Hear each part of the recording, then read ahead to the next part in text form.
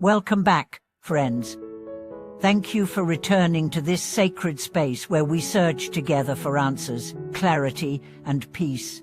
Today we explore a topic that has been both a comfort and a mystery to countless spiritual seekers: chanting the Buddha's name. You may have asked yourself, how many times do I need to chant before I see results? Does quantity matter?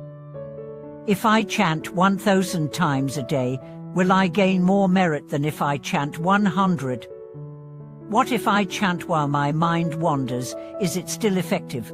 Is there a magic number that guarantees awakening, peace, or even rebirth in a pure land? These questions arise not from doubt, but from sincerity, from a yearning to make every moment of practice meaningful, from a desire to walk the path correctly. So let's dive deep into this ancient question with the compassion and clarity it deserves. First, let's uncover what chanting truly is. To chant the name of Amitabha Buddha or any sacred name is not merely a ritual, it is a communion. A sacred call and response between your soul and the universe. When you utter the name Chmithiba, you are not just producing a sound, you are aligning your heart with an infinite field of light, compassion, and wisdom. You are not reaching out to someone far away. You are awakening the Buddha nature that already lives within you.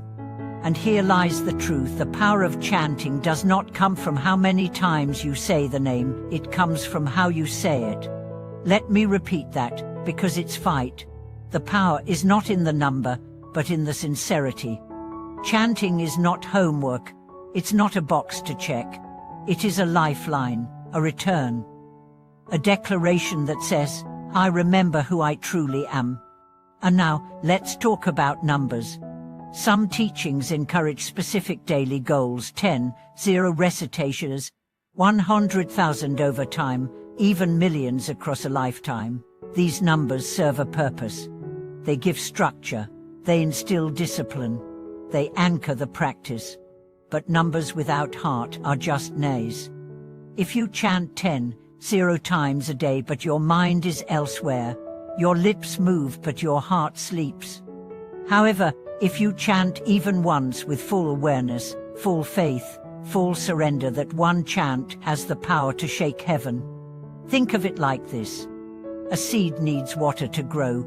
You can pour 10 gallons of water at once and drown it, or you can give 1 cup of water a day with sunlight and care. Which one nurtures growth? Your chanting is the same. The water is your voice, the sunlight is your sincerity, the soil is your intention. So what's the right number? The number that keeps your heart awake, the number that keeps your ego quiet, the number that connects, not counts. That said, repetition has power.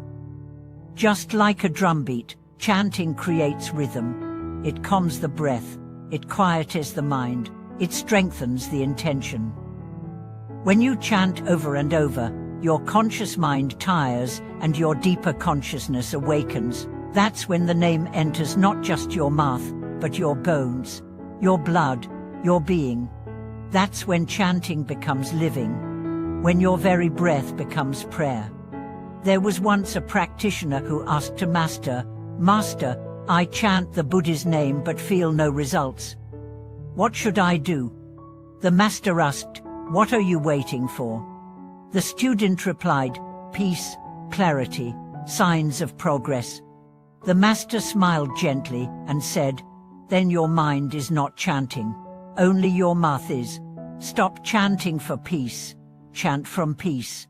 Stop chanting for results, chant as a gift. This teaching is priceless. When we chant with expectation, we create tension.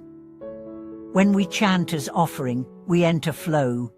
So the next time you sit down to recite Mithiba, don't do it for merit, don't do it for approval, don't do it even for results. Do it as love, as remembrance, as a homecoming. Let's also address a common struggle: distraction. So many people say, I chant, but my mind wanders. Is it still worth it? Absolutely. Distraction is not a sign of failure. It's a sign of progress. Why? Because you noticed it. Awareness of distraction is already mindfulness. Every time you bring your mind back to the name, you are strengthening your focus, your will, your presence.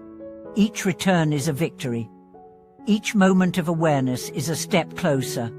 The goal is not perfect concentration. The goal is return. Again and again. With kindness, with patience, with joy. And over time, you'll notice something amazing. The name follows you. In the shower, at work, on the street, in your dreams.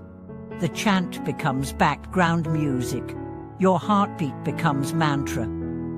Even your silence becomes prayer. That is the true fruit of chanting, not just results, but transformation. And now, let's address another question. How long does it take to see effects? That depends on what you mean by effects. If you're asking, when will I feel calm, that can happen instantly or gradually. If you're asking, when will my wishes come true, that depends on karma, merit, and the alignment of your desires with your higher path. If you're asking, when will I awaken, the answer is both now and not yet. Because awakening is not a destination. It's a practice, a direction, a journey that begins each time you call the name with honesty. But know this, every chant is recorded. Not in a book, not in the sky, but in your being. Every chant polishes your mind. Every chant plants a seed. Every chant lights a candle in the dark. Even if you don't see the result, it's working. Even if you don't feel different, you are being shaped. Just like the tide wears down a rock, your chanting wears down ignorance. Just like wine smooths a stone, your chanting polishes your soul. And when the time is right, one day, one life, one breath, you will awaken. Not because you learned it, but because you became it. Because the Buddha you've been calling was never outside you. He was waiting in your heart all along. So how many times should you chant? As many as it takes to remember this. As many as it takes to forget the self. As many as it takes to return home. Thank you so much for being with me on this sacred journey today. I hope this message has helped you reconnect with the true meaning of chanting and devotion. If this video touched your heart, please share your experience in the comments below. Let us walk together, chant together, grow together. Don't forget to like, subscribe, and share this with someone whose heart may need this message today. And until next time, keep chanting with love, and thank you for watching this video.